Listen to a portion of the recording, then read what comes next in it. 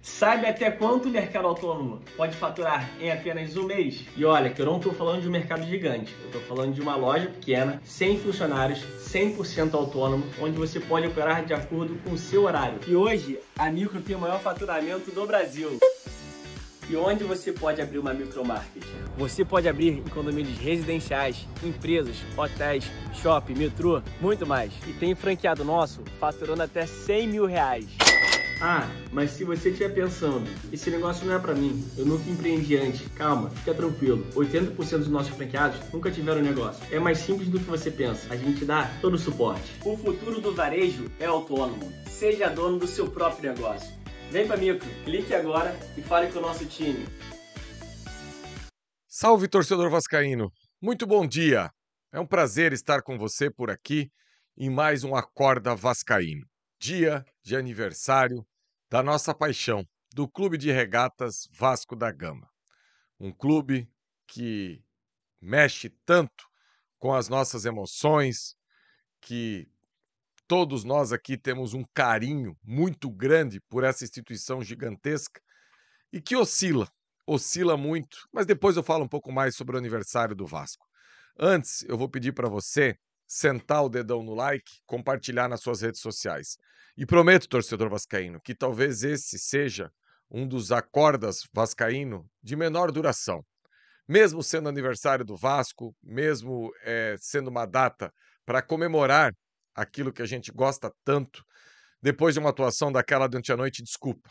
Quanto menos falar pós uma derrota igual aquela de ontem, melhor.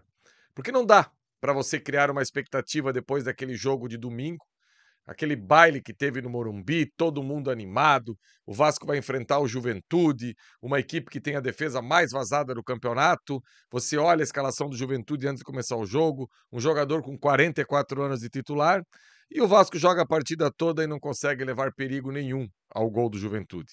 Aliás, o Vasco que já começa a perder no hino, porque o Vasco consegue conceder um pênalti ao adversário com 24 segundos do primeiro tempo. Algo inacreditável que a gente não tem nem como expressar isso. Logo depois toma o segundo gol e fica tocando bola, tocando bola, tocando bola, sem nenhuma efetividade. Da parte tática, eu vou me aprofundar mais amanhã no Faísca Tá On. Mas algo que me incomoda muito nessa equipe do Vasco é quando o Coutinho desce tanto para receber bola como ele desceu ontem. Talvez, pela ausência do Jair, essa saída de bola acaba não ficando nada com qualidade e daí ele fica impaciente. Só que se for para ele ficar vindo aqui atrás, trocar passes com o Tietê, como foi no dia de ontem, praticamente como se fossem dois zagueiros da equipe do Vasco, esquece, já pode desligar a televisão, porque o único que vai levar essa bola com qualidade lá na frente é ele ou na arrancada do PH. Como o PH ontem foi um desfalque de última hora, teve uma indisposição, a bola não vai chegar nunca na frente, pode esquecer. Mesmo assim, o técnico Fernando Diniz ainda fez algumas mudanças, colocou alguns jogadores, colocou o David, colocou o GB, que entrou ontem, pelo amor de Deus, não dá nem para debater muito aqui, porque senão eu vou me irritar mais ainda. E o Vasco não jogou. Simplesmente, quando acabou o jogo, a minha esposa falou assim: o Vasco não foi para Caxias. Eu falei: não, o Vasco não foi para Caxias.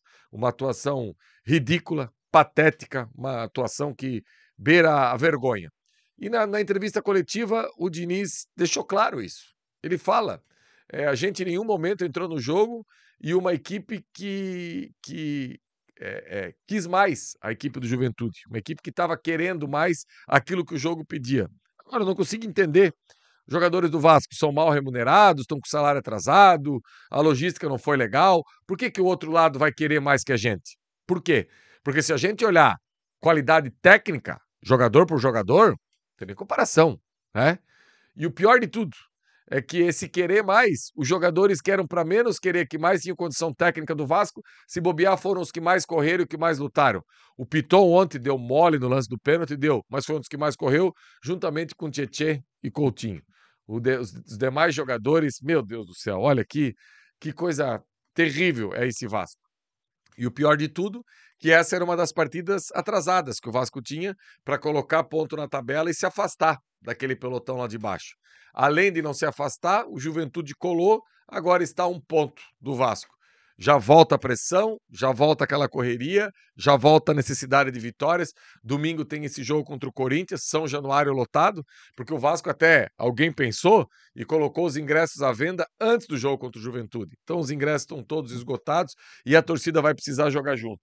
O Vasco aí que no dia de ontem praticamente sacramentou a venda do Luiz Gustavo para o Grupo City, vai precisar ir no mercado para repor essa venda de zagueiros. Eu, particularmente, gosto do Lucas Freitas, mas ontem foi mais um que foi contaminado pelo mar. Eu não sei que termo utilizar aqui, mas o Vasco não conseguiu jogar e ele estava jogando contra o seu ex-clube, jogou muito abaixo mesmo, errou demais. Até o Flávio ontem no pré-jogo trouxe a informação que o Vasco foi atrás de 3 zagueiros. Eu espero que a direção do Vasco vá atrás de um para já jogar, não digo domingo, mas na outra quarta-feira contra o Botafogo, já possa entrar no bid e aí entrar para dentro de campo e jogar. Hoje estamos jogando aí com o Lucas Freitas e um improvisado, igual o Hugo Moura na zaga. É muito pouco para você jogar uma Série A de Campeonato Brasileiro. Ontem estava lá o Lucas Oliveira, que até agora não passou segurança nenhuma para o torcedor.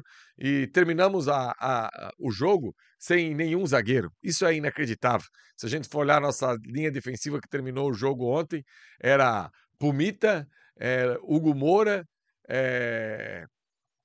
Vitor Luiz e Piton, e quase como um terceiro zagueiro, Tietê ali. Dessa maneira você não ganha jogo, você não chega a lugar nenhum e precisa ser constante. Não dá para ter uma atuação daquela igual foi domingo e 3 dias depois ter uma atuação daquela que... Olha, eu nem vou me estender muito aqui hoje nesse Acorda Vascaíno, porque realmente irritou muito a postura do Vasco. Falar sim da história desse clube, dessa paixão que eu tenho, você que está aí do outro lado também tem, por essa passagem de aniversário, 21 de agosto, de um clube que é tricampeão sul-americano, de um clube que é tetracampeão brasileiro, de um clube de partidas fantásticos, de uma história de luta, de uma história de resistência, de uma história que precisa dar volta por cima.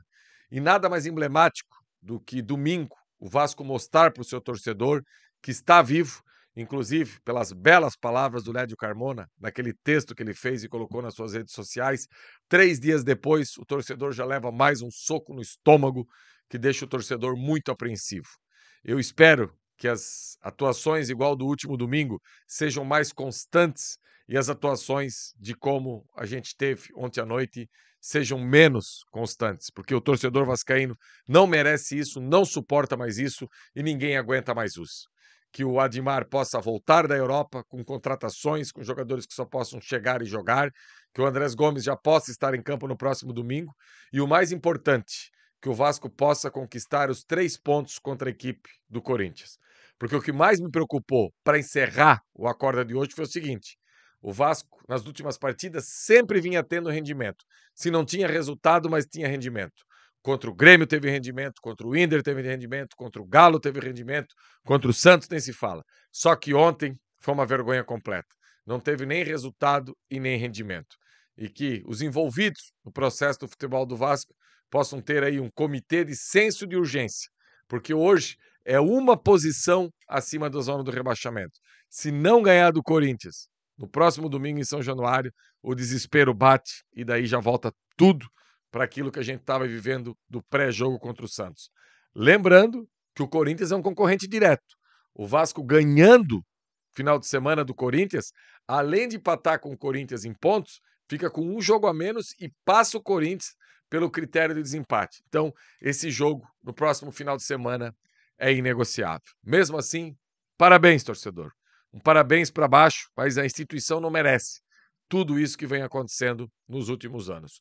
Um abraço, dedão no like, compartilha nas suas redes sociais e a gente volta aí na nossa programação. Hoje tenho tabela para falar muito sobre isso. Valeu!